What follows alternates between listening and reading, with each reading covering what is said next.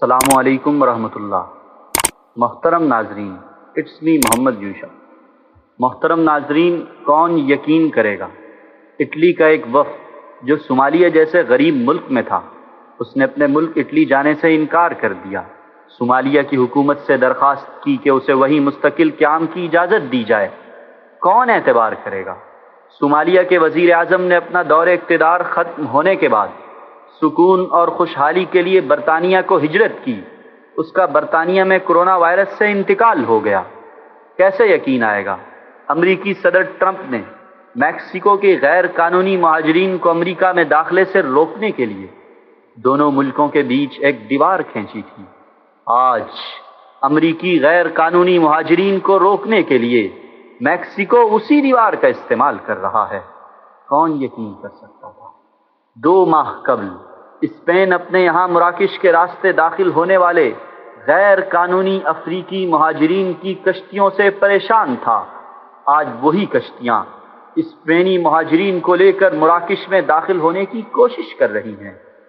کیسے یقین آئے گا؟ ایک طاقتور فوج، مضبوط اکانومی کی متحمل طاقتیں جو یہ کہتی تھی ہمیں کوئی خوف زدہ نہیں کر سکتا، آج خوف و ہراس میں مبتلا ہیں۔ کون سچ مانے گا؟ مسجدیں مکفل ہیں، اجتماعی نمازیں معطل ہیں، لیکن ان ملکوں میں اذانیں دی جا رہی ہیں جہاں یہ ممنوع تھی۔ کون اعتبار کرے گا؟ وائٹ ہاؤس میں قرآن کی تلاوت کی جائے گی جہاں اسے دہشت کی علامت سمجھا جاتا تھا۔ امریکی اور مغربی اخبارات اور مذہب بیزار ملکوں میں احادیث نبی صلی اللہ علیہ وسلم کی تفسیر و تشریح کی جائے گی۔ کون یقین کرے گا؟ ڈاکٹرز کرونا کا شکار ہو کر فوت ہوں گے اور مریض شفایاب ہو جائیں گے۔ کون یقین کرے گا؟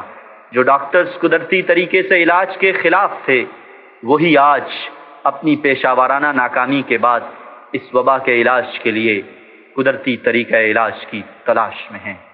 اگر یہ تمام باتیں آج سے 3 ماہ قبل کہی جاتی تو ہم میں سے کوئی اس کا یقین نہ کرتا۔ کہو تعریف اس خدا کے لیے جس نے تبدیل نہ ہونے والی چیزوں کو تبدیل کر دیا۔ اذکروا اللہ یرحمکم اللہ۔